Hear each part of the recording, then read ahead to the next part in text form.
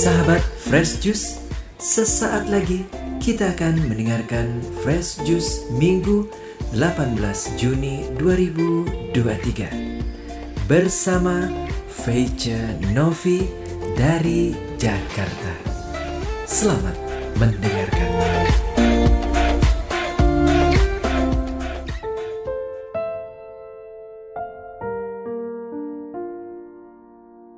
Shalom sahabat-sahabat pendengar Daily Fresh Juice yang dikasihi Tuhan dimanapun Anda berada. Senang sekali kita dapat berjumpa kembali pada hari ini, Minggu tanggal 18 Juni 2023. Bersama saya, Feice Novi, di tempat kediaman saya di Kelapa Gading, Jakarta Utara. Hari ini bersama-sama kita akan membaca, mendengar dan merenungkan Injil Yesus Kristus menurut Santo Matius, bab 9 ayat 36 sampai dengan bab 10 ayat 8. Mari kita baca, dengar dan renungkan bersama-sama. Sekali peristiwa, Yesus melihat orang banyak mengikuti Dia. Tergeraklah hati Yesus oleh belas kasihan kepada mereka, karena mereka lelah dan terlantar seperti domba yang tidak bergembala. Maka katanya kepada murid-muridnya, "Tuaian memang banyak, tetapi pekerja sedikit. Karena itu, mintalah kepada Tuan yang empunya tuaian, supaya ia mengirimkan pekerja-pekerja untuk tuaian itu." Yesus memanggil ke-12 muridnya dan memberi kuasa kepada mereka untuk mengusir roh-roh jahat dan untuk melenyapkan segala penyakit dan segala kelemahan. Inilah nama ke-12 rasul itu.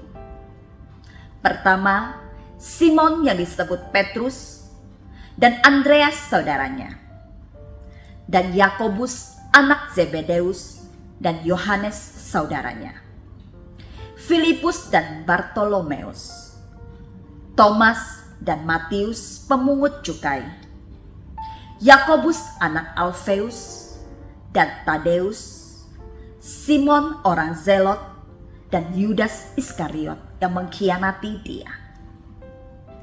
Ke-12 murid itu diutus oleh Yesus dan Ia berpesan kepada mereka, "Janganlah kamu menyimpang ke jalan bangsa lain atau masuk ke dalam kota orang Samaria, melainkan pergilah kepada domba-domba yang hilang dari umat Israel. Pergilah dan beritakanlah kerajaan surga sudah dekat. Sembuhkanlah orang sakit, bangkitkanlah orang yang mati, tahirkanlah orang kusta, usirlah setan-setan. Kamu telah memperoleh dengan cuma-cuma, karena itu berikanlah pula dengan cuma-cuma." Demikianlah sabda Tuhan. Terpujilah Kristus.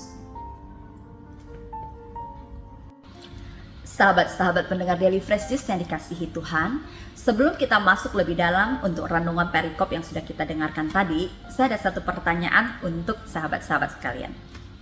Pernah nggak Anda mengalami sebuah kondisi yang sangat-sangat buruk, kondisi di mana Anda merasa sangat terdesak, sangat terhimpit oleh kondisi tersebut?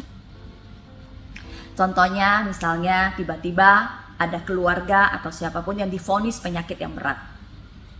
Atau mungkin karena kita dalam pergumulan masalah ekonomi yang sangat berat, atau karena adanya retaknya relasi dengan orang-orang tertentu.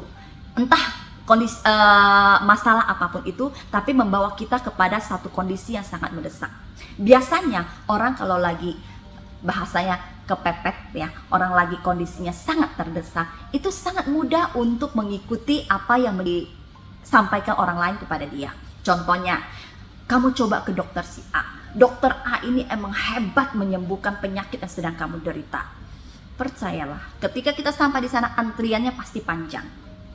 Dan yang terjadi belakangan ini yang sedang heboh adalah ada seorang pribadi yang diyakini bisa menyembuhkan banyak sakit penyakit sehingga ratusan hingga ribuan orang mau mengikuti dia untuk menerima kesembuhan. Sehingga harus melibatkan tenaga kepolisian untuk menertibkan orang-orang yang datang kepada pribadi tersebut.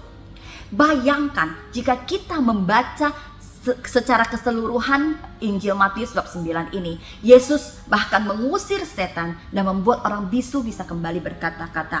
Yesus menyembuhkan orang buta, Yesus menyembuhkan orang lumpuh, dan yang paling hebat adalah Yesus membangkitkan anak dari kepala rumah ibadat. Yang katanya bisa menyembuhkan aja, itu sudah berbondong-bondong orang datang kepada pribadi tersebut. Bayangkan dengan Yesus tidak hanya bisa menyembuhkan, dia bahkan bisa membangkitkan orang mati.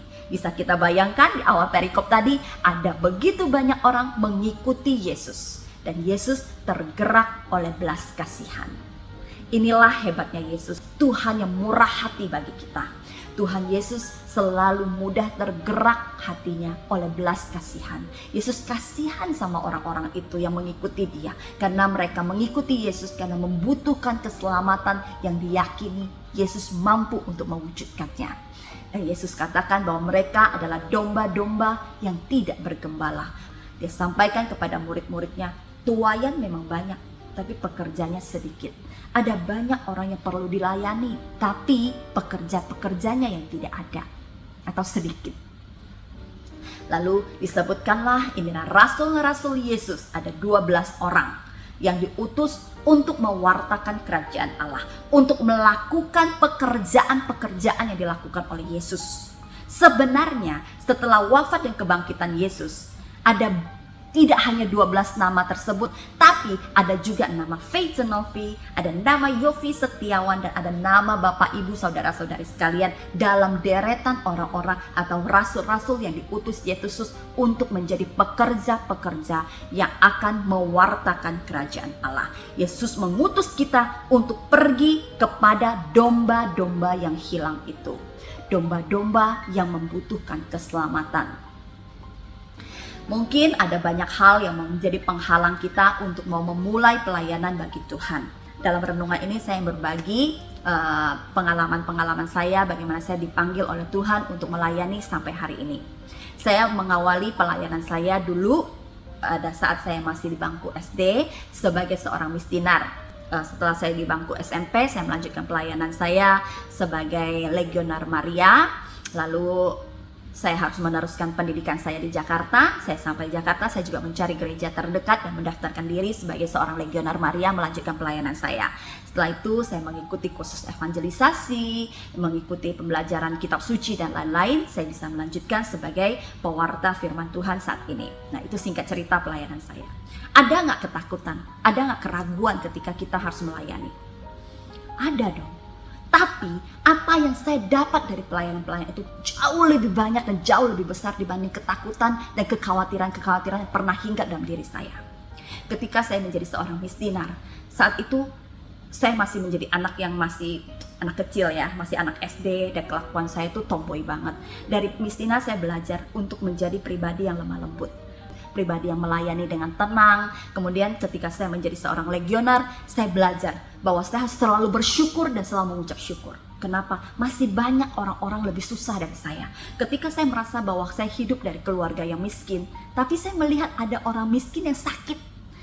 Masih mending saya miskin aja, tapi nggak sakit. Saya melayani orang-orang yang menurut saya lebih kasihan dibanding saya. Ada juga anak-anak yang tidak mendapatkan pendidikan seperti yang saya dapatkan. Di situ saya belajar bukan bersyukur di atas penderitaan orang, tapi saya bersyukur bahwa Tuhan menempatkan saya pada posisi di mana saya masih harus bersyukur karena kondisinya jauh lebih baik dibanding orang-orang yang saya layani. Ya, sekali lagi bukan karena kita berbahagia atau bersyukur di atas penderitaan orang, tapi saya yakin dan percaya orang yang lebih menderita daripada saya pun dia harus bersyukur bahwa ada orang lain yang lebih menderita lagi dibanding dia.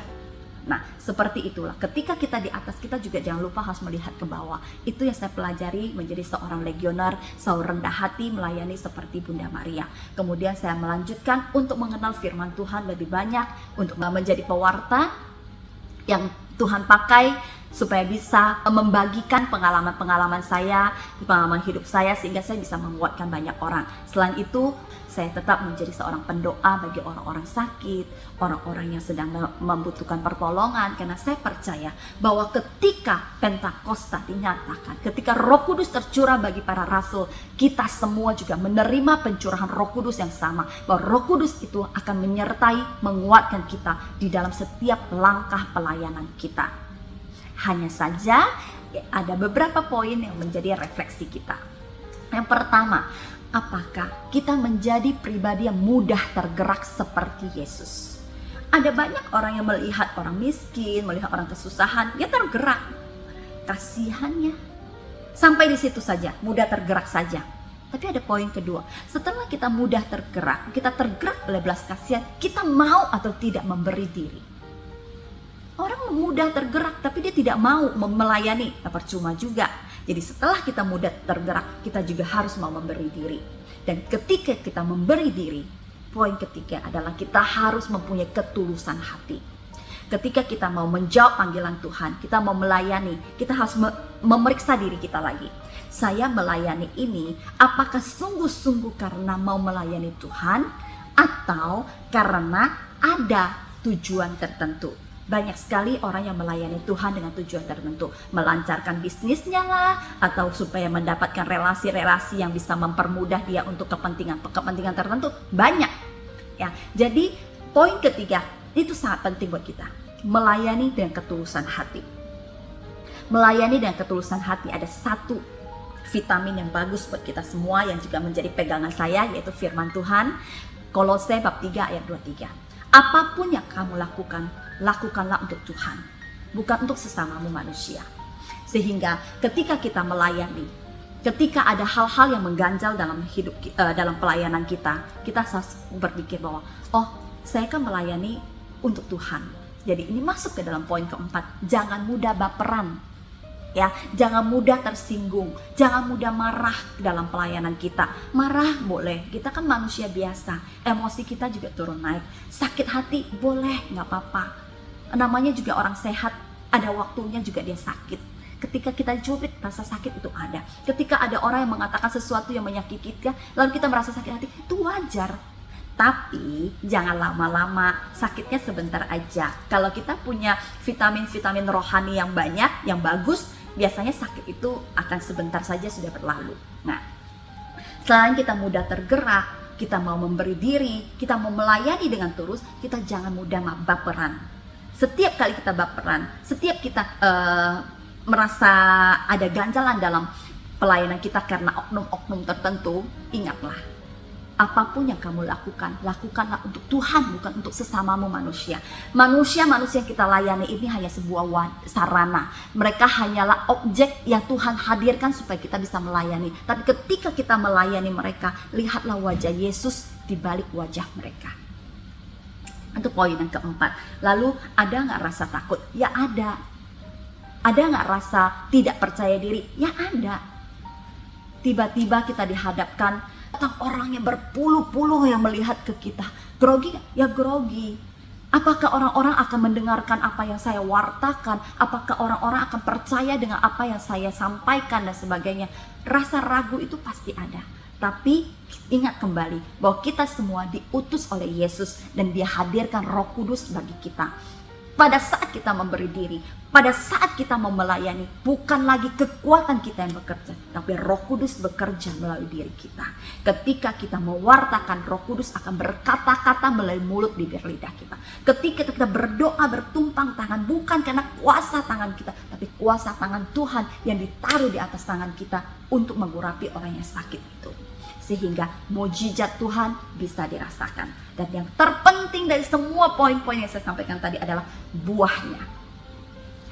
Ketika kita mau memberi diri menjadi seorang pekerja Tuhan, kita akan merasakan bagaimana buah-buah pelayanan kita bertumbuh dan bisa dikecap tidak hanya oleh diri kita sendiri, tapi oleh keluarga kita, oleh orang-orang yang mengenal kita, yang hadir dalam kehidupan kita.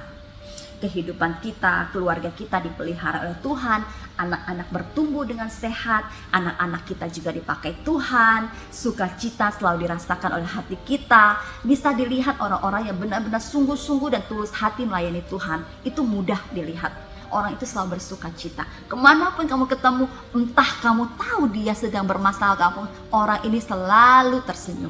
Orang itu selalu bersuka cita karena Roh Kudus ada dalam diri dia. Jadi Bapak Ibu, teman-teman, sahabat-sahabat pendengar dari Yesus yang dikasihi Tuhan, jangan mudah menyerah. Apapun yang dikatakan orang tentang pelayanan kita, ingatlah bahwa ladang Tuhan yang kita kerjakan, Tuhan yang memilih kita. Jika Tuhan yang menghamparkan ladang-ladang itu bagi kita, tidak ada seorang pun yang bisa untuk menutupnya. Kalau ada orang mengatakan bahwa saya buat kamu sampai tidak bisa melayani Tuhan lagi, itu jangan percaya. Karena apa? Ketika kita melayani yang tulus, ladang kita datang dari Tuhan. Kita melayani Tuhan, bukan melayani oknum-oknum itu. Jadi jangan terlalu banyak diambil hati. Sakit hati. Bacalah firman. Banyak sekali firman Tuhan yang bisa menghibur hati kita. Banyak sekali firman Tuhan yang akan menguatkan jalan pelayanan kita. Supaya apa? Supaya kita tetap bertumbuh, berbuah, dan menjadi berkat bagi banyak orang. Ada banyak tuaian, tapi pekerjanya sedikit. Ingat, kita termasuk dalam pekerja-pekerja Tuhan yang dihadirkan untuk merangkul domba-domba yang hilang, untuk mengurapi orang sakit, untuk berdoa bagi mereka-mereka yang saat ini sedang dalam keadaan yang terjepit. Dan satu lagi, ketika kita melayani, kita tetap bersandar pada Roh Kudus yang memberikan kekuatan bagi kita. Tapi ada saatnya ketika kita hanya menjadi umat yang dilayani oleh orang-orang. Ada pekerja-pekerja Tuhan melayani kita. Nah, ketika kita berada di posisi sebagai seorang umat, jadilah umat yang baik juga. Jangan lupa mudah mengucapkan terima kasih kepada orang-orang yang melayani kita. Karena apa? Dengan satu ucapan terima kasih itu memberikan semangat yang berkobar-kobar bagi orang-orang yang melayani itu.